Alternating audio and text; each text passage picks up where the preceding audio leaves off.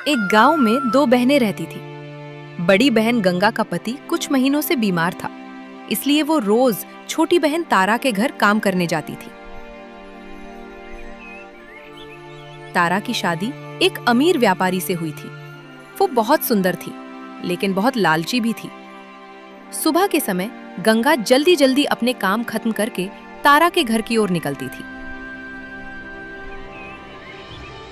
गंगा दीदी, आज भी तुम्हें देर हो गई।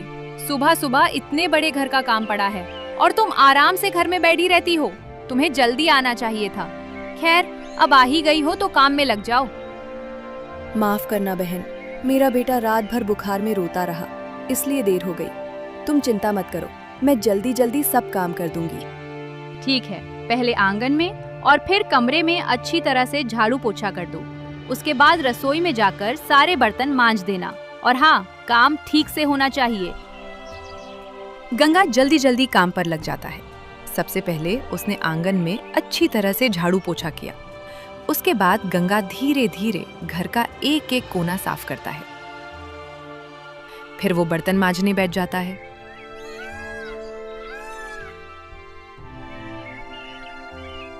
उधर तारा आराम से बैठकर फोन चलाती रहती है। कुछ देर बाद गंगा सारा काम करके तारा के पास आई और बोली, बहन, मैं अच्छी तरह से सारा काम कर दिया। अच्छा, तो तुमने सारा काम कर दिया? ठीक है, अब ये गेहूं रखे हैं, इनमें से अच्छे गेहूं चुनकर साफ कर दो और टूटे फूटे कंकर वाले गेहूं अलग कर दो। मेरे घर में सिर्फ बढ़िया अनाज ही पकता है, समझी? उसके बाद जल्दी से दोपहर का खाना भी बना देना। पर बहन, मैंने तो अभी अभी इतना सारा काम किया, फिर से इतना सारा काम मैं अकेले कैसे करूँगा? तुम नहीं तो क्या मैं करूँगी? जल्दी से जो बोला है वो जाकर करो, मेरा दिमाग मत खाओ। कुछ देर बाद गंगा सारा गेहूं साफ कर दिया। फिर रसोई में जाकर खाना बनाने लगी और मन ही मन सोचने लगी। तारा ने कहा था कि पैसे तो नहीं देगी, लेकिन रोज काम के बदले मुझे अनाज देगी। शायद आज खाने में से थोड़ा मुझे भी मिल जाए। कुछ देर बाद गंगा तारा के पास जाकर बोली, तारा, जैसे तुमने कहा था, मैंने अच्छे और टूटे गेहूं अलग कर दिए हैं और खाना भी बना दिया है, तुम जाकर देख लो। कुछ देर बाद शाम हो जाता है। सारा काम निपटाकर गंगा घर जाने लगता है। तभी तारा ने उसे रोका और बोला, रुको गंगा दीदी, ये टूटे फूटे गेहूं ऐसे ही पड़े रहेंगे? इससे अच्छा है तुम ही ले जाओ, तुम्हारे घर में तो सब आराम से खा लेंगे। तारा ने थोड़ा सा टूटा फूटा अनाज गंगा को दे दिया। गंगा ने बिना कुछ कहे अनाज लिया और घर की ओर चल पड़ी। उसकी आंखों में आंसू थे, लेकिन होठों पर शिकायत का एक भी शब्द नहीं था। उसे पता था कि उसकी मजबूरी में यही गेहूं उसके लिए कीमती है। घर जाकर उसने उन्हीं गेहूं को साफ किया, आटा पिसवाया और रोटी बनाकर पति और बेटे को खिलाया। उसके बाद अगली सुबह गंगा फिर तारा के घर काम पर आया। अरे गंगा, आज तो जल्दी आ गई। अच्छा हुआ, आज कचौड़ी खाने का मन है। तुम जल्दी से झाड़ू पोछा कर लो, फिर रसोई में जाकर मेरे लिए कचौड़ी बना देना। मसाला अच्छे से पीसना, कचौड़ी एकदम स्वादिष्ट होनी चाहिए। मेरे पति को मजेदार खाना चाहिए।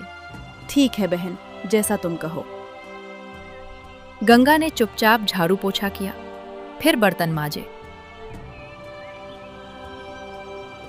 वो मन ही मन सोचने लगी, मेरे बेटे चुन्नू को कचौड़ी बहुत पसंद है।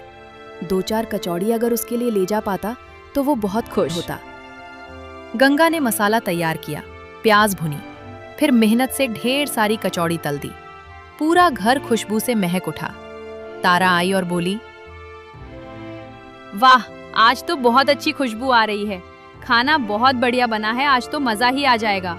तुमने आज बहुत मेहनत की है। तारा और उसका पति आराम से बैठकर कचौड़ी खाने लगे। गंगा की आंखों में एक उम्मीद थी कि शायद आज उसे भी थोड़ी कचौड़ी मिल जाए। शाम को काम खत्म करके गंगा घर जाने लगी। रुको गंगा दीदी, ये सुनकर गंगा के मन में एक आस्था मिली कि आज उसे भी 2-4 कचौरी मिल जाएंगे। पर तारा के मन में कुछ और ही था। आज तुम्हारे लिए भी कुछ है, ये लो। कल रात का बचा हुआ चावल और सब्जी है, इसे घर ले जाकर गरम करके खा लेना। गंगा ने बिना शिकायत किए बासी चावल और गली सड़ी सब्जी ले ली और अपने घर की ओर चल पड़ी।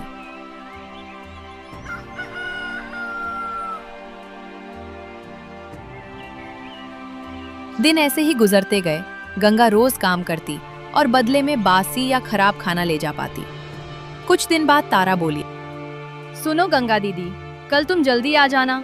मेरे पति को व्यापार में बहुत बड़ा लाभ हुआ है। कल हमारे घर पूजा का बड़ा आयोजन है। बहुत सारे मेहमान आएंगे, ढेर सारी मिठाइयाँ और पकवान बनेंगे। मुझे तुम्हारी पूरी मदद चाहिए। ठीक है तारा, मैं कल सुबह जल्दी आ जाऊंगी। जो भी काम होगा पूरी मेहनत से करूंगी। अगली सुबह गंगा जल्दी उठी, अपने घर का सारा काम निपटाया, फिर जाने लगी। तभी उसका बेटा चुन्नू बाहर आ गया। माँ, आज तुम इतनी सुबह कहाँ जा रही हो? मौसी के घर तो तुम 8 बजे जाती हो। आज घर के सारे काम भी जल्दी खत्म कर दिए। क्या बात है माँ? बेटा, आज तेरी मौसी के घर बड़ा आयोजन है। तेरे मौसा को व्यापार में बहुत लाभ हुआ है, इसलिए वहाँ पूजा रखी गई है। बहुत सारे मेहमान आएंगे। माँ, बहुत सारे लोग आ रहे हैं, तो मौसी ने मुझे भी बुलाया होगा ना? मुझे अपने साथ क्यों नहीं ले जा रही हो? बेटा, तेरे पिताजी की तबीयत ठीक नहीं है। अगर तू मेरे साथ चला जाएगा तो वे घर पर अकेले हो जाएंगे। ठीक है माँ, आज मौसी के घर मिठाइयाँ बन रही हैं, वो हमारे लिए भी देंगी ना? तुम लेकर आना माँ, मैं इंतजार करूँगा, तुम जल्दी आना। हाँ चुन्नू, तुम अच्छे से रहना, मैं काम करके जल्दी लौट आऊंगी। और सुनो बेटा, अपने पिता का ख्याल रखना। उनकी दवाइयाँ खिड़की पर रखी हैं, उन्हें समय पर दे देना। गंगा बहाना बनाकर वहां से चली गई। वो मन ही मन सोच रही थी, मेरी बहन ने पूरे गांव को निमंत्रण दिया, लेकिन मुझे एक बार भी नहीं कहा कि अपने बेटे को साथ लेकर आना। तारा के घर में खूब चहल पहल थी। बड़ी बड़ी कढ़ाइयाँ चढ़ी हुई थीं, हलवाई बुलाए गए थे। तरह तरह के पकवानों की खुशबू पूरे घर में फैल रही थी। रसमलाई, खीर, पूरी, कचौड़ी, समोसे, पकौड़े और मिठाइयाँ बन रही थीं। पूरा घर सुगंध से महक रहा था। तारा बोली, अरे तुम आ गई, जल्दी जल्दी काम निपटा दो। देख नहीं रही हो, हलवाई आ चुके हैं। मुझे सारे बर्तन साफ चाहिए। वो कोने में जो पत्थर पड़े हैं उन्हें साइड में लगा दो। आज बहुत मेहमान आने वाले हैं, कोई कमी नहीं रहनी चाहिए। पहले बाहर झाड़ू लगाओ, फिर जहाँ पूजा होगी वहाँ झाड़ू पोछा करो और उसके बाद पूरा घर साफ करना। ठीक है बहन, मैं सब कर दूंगी। तुम्हें शिकायत का कोई मौका नहीं मिलेगा। गंगा ने एक एक कोना साफ किया। धीरे धीरे मेहमान आने लगे। तारा अपने पति के साथ पूजा स्थल पर बैठ गई। उसके चेहरे पर शांति और गहनों की चमक थी। गांव के सबसे बड़े पुजारी को बुलाया गया था। पूजा पूरे विधि विधान से हुई। कुछ देर बाद पूजा समाप्त हो गई। मेहमानों को पत्तलों में भोजन परोसा गया। सारा गांव स्वादिष्ट भोजन का आनंद लेने लगा। मिठाइयों की खुशबू चारों ओर फैल गई। सब लोग खाने की तारीफ कर रहे थे। धीरे धीरे मेहमान अपने अपने घर लौट गए। घर में शांति छा गई। लेकिन अभी भी बहुत सारे पकवान और मिठाइयां बची हुई थीं। गंगा दीदी, आज तो भगवान की कृपा से बहुत बड़ा आयोजन हो गया। इतने पकवान बने, इतने मेहमान आए और देखो कितनी मिठाइयाँ बच गईं। तुम ऐसा करो, इन सबको उठाकर रसोई में अच्छे से रख दो और मिठाई के बर्तनों में जो टूटे फूटे टुकड़े और चूरी है उन्हें अलग कर देना। गंगा ने सिर झुकाकर सब काम किया। तभी तारा ने उसे अपने कमरे में बुलाया। वो बोली, लो गंगा दीदी, ये तुम्हारे लिए है। बड़े बर्तनों में जो मिठाई की चूरी और टूटे फूटे टुकड़े बचे हैं और जो चीनी किनारों पर चिपकी हुई है, ये सब ले जाओ, अपने बेटे को खिला देना। मेरे घर में ये सब कोई नहीं खाता। गंगा ने बिना कुछ कहे मिठाई के टुकड़े उठा लिए और घर की ओर चल पड़ी। वो समझ चुकी थी कि उसकी बहन के अंदर इंसानियत नाम की चीज नहीं बची। रोते रोते जब वो गांव के रास्ते से गुजर रही थी तो उसकी नजर पुराने मंदिर पर पड़ी। गांव में मान्यता थी कि उस मंदिर की रक्षा स्वयं नाग देवता करते हैं। कहते हैं जो भी सच्चे मन से कुछ मांगता है वो खाली हाथ नहीं लौटता। गंगा मंदिर के सामने खड़ी होकर बोली, नाग देवता, आज मैं आपके चरणों में आखिरी बार आई हूँ। मुझसे ये गरीबी और बेबसी नहीं देखी जाती। हर रोज अपमान सहते सहते मेरा दिल पत्थर हो गया है। अगर आपको दया आती है तो मुझे यहीं डस लीजिए, ताकि मेरा जीवन यहीं समाप्त हो जाए। मेरा बच्चा अब मेरी आंखों के आंसू ना देखे। आज भी वो मेरा इंतजार कर रहा होगा कि माँ मिठाइयाँ लेकर आएगी, लेकिन मैं तो ये शक्कर का चूरा और टूटी फूटी मिठाई लेकर जा रही हूँ। क्या जवाब दूंगी उसे? क्या कहूँ कि उसकी माँ दूसरों के घर से चूरी लेकर आती है? नाग देवता, अब मुझे अपने विष से मुक्ति दे दीजिए। गंगा का हर शब्द नाग देवता तक पहुंचा। उन्होंने सब सुन लिया। उनकी आंखों में करुणा भर आई। गंगा रोते रोते वहां से चल पड़ी। तभी अचानक मंदिर के चारों ओर तेज प्रकाश फैल गया, मानो किसी ने उसे आशीर्वाद दिया हो। जब गंगा अपने घर के बाहर पहुंची तो चुन्नू दरवाजे पर बैठा उसका इंतजार कर रहा था। उसकी आंखों में चमक थी और चेहरे पर मासूम उम्मीद। वो खुशी से बोला, माँ, मिठाई लेकर आई हो ना? जल्दी खोलो ना, मुझे आज मिठाई और पकवान खाने हैं। गंगा ने कांपते हाथों से पोटली खोली और तभी एक चमत्कार हुआ। पोटली में ढेर सारी रंग बिरंगी मिठाइयाँ थीं। लड्डू, जलेबी, बर्फी, कचौड़ी, रसगुल्ले, हर तरह के पकवान भरे हुए थे। चुन्नू खुशी से उछल पड़ा। ये देखकर गंगा हैरान रह गई। हे भगवान, ये कैसे हो सकता है? मैं तो सिर्फ टूटी फूटी मिठाइयों की चूरी लाई थी। ये सारे पकवान कहाँ से आ गए? ये किसी चमत्कार से कम नहीं था। गंगा धीरे धीरे घर के अंदर गई और जो दृश्य उसने देखा उसे देखकर उसकी आंखें फटी की फटी रह गईं। उसका छोटा सा टूटा घर सोने चांदी से जगमगा रहा था। इतना ही नहीं, उसका बीमार पति जो महीनों से बिस्तर पर पड़ा था, अचानक खड़ा हो गया। उसके चेहरे पर तेज था। हे भगवान, ये कैसा प्रकाश है? घर सोने चांदी से कैसे भर गया? और आप अपने पैरों पर खड़े हैं। गंगा, ये क्या हो गया? मैं तो उठ भी नहीं पाता था और आज मुझे बिल्कुल अच्छा लग रहा है। इतना धन हमारे घर में कहां से आ गया? चुन्नू भी मासूमियत से पूछने लगा। तब गंगा ने सबको सारी बात बताई। मैं रास्ते में मंदिर गई थी। मैंने नाग देवता से अपनी सारी पीड़ा कह दी। मैंने उनसे कहा था कि अगर दया आती है तो मुझे डस ले, क्योंकि अब ये जीवन सहा नहीं जाता। लेकिन उन्होंने मुझे मारा नहीं। उन्होंने मेरी पुकार सुन ली और देखो, उन्होंने हमारा जीवन ही बदल दिया। उस दिन से सब कुछ बदल गया। जो परिवार भूख और आंसुओं से भरा था, अब खुशियों से भर गया। 3 दिन बीत गए। गंगा अब अपने नए विशाल घर में सुख से रहने लगी। उसके चेहरे पर अब चिंता नहीं, संतोष और शांति थी। उधर तारा परेशान थी। 3 दिन हो गए, गंगा काम पर क्यों नहीं आ रही? न सफाई, न बर्तन, न रसोई। कहीं बीमार तो नहीं हो गई? तारा ने अपने नौकर को बुलाया। अरे सुनो, अभी जाओ और पता लगाओ कि मेरी बहन गंगा कहाँ है। नौकर तुरंत गंगा के घर पहुंचा। जैसे ही उसने चौखट पार की, उसकी आंखें फटी की फटी रह गईं। नया बड़ा घर, सोने चांदी की चमक, गंगा का पति स्वस्थ, चुन्नू के हाथ में मिठाइयां। नौकर भागता हुआ तारा के पास लौटा। मालकिन, चमत्कार हो गया। आपकी बहन अब बहुत अमीर हो गई है। उनका घर सोने चांदी से भरा है। उनके पति ठीक हो गए हैं। लगता है उनकी किस्मत रातों रात बदल गई। तारा चौंक गई। ये कैसे हो सकता है?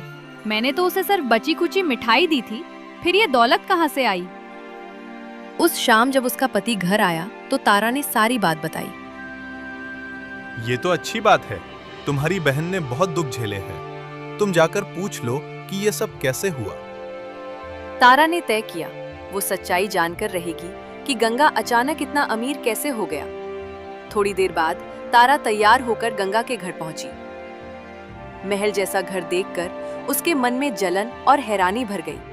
वो अंदर गई और बोली, बहन, तू काम पर नहीं आ रही थी तो मुझे चिंता हो गई, पर ये सब कैसे हुआ? तू इतनी अमीर कैसे बन गई? गंगा ने शांत स्वर में कहा, तारा, जिस दिन तुमने मुझे मिठाई की चूरी दी थी, मैं वही लेकर लौट रही थी। रास्ते में मैं मंदिर गई। मैंने नाग देवता से अपनी सारी पीड़ा कह दी। उनकी कृपा से हमारा भाग्य बदल गया। तारा गंगा का वैभव देखकर भीतर से जलने लगी। उसके मन में अब एक ही विचार था। अगर नाग देवता ने गंगा को इतना सब दिया है तो मुझे तो उससे भी ज्यादा मिलेगा। तारा गंगा की समृद्धि देखकर भीतर ही भीतर जलने लगी। उसका लालच अब और बढ़ गया था। अगले ही दिन उसने ठान लिया, मुझे गंगा से भी ज्यादा अमीर बनना है। उसने अपने पति से कहा, सुनो जी, मुझे सब पता चल गया है। दीदी नाग देवता के पास गई थी।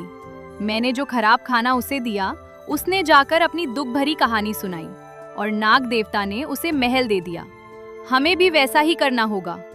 पगली, हम पहले से ही सुखी हैं। इतना लालच अच्छा नहीं होता। लालच इंसान को बर्बाद कर देता है।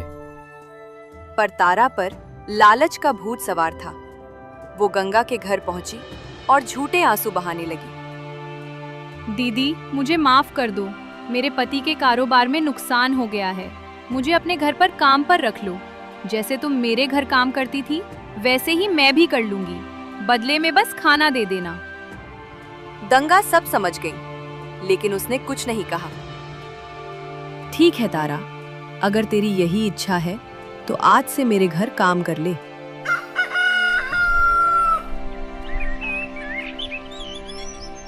अगले दिन से तारा काम पर आने लगी। उसके मन में सिर्फ एक ही इच्छा थी, वही चमत्कार दोहराया जाए। दिन भर काम के बाद गंगा ने उसके हाथ में ताजा खाना और मिठाई दी। लो तारा, गरम गरम खाना ले जाओ। नहीं दीदी, मुझे वही दो जो मैं तुम्हें देती थी, बासी और बचा खुचा खाना। गंगा चौंक गई, लेकिन तारा की जिद के आगे उसे बासी खाना देना पड़ा। 3 दिन तक यही चलता रहा। तारा रोज ताजा खाना ठुकराती और जबरदस्ती बासी खाना ले जाती। कुछ दिन बाद वो मंदिर की ओर बढ़ी। उसके मन में सिर्फ लालच था। मंदिर पहुंचकर वो रोने लगी। नाग देवता, मैं बहुत दुखी हूँ।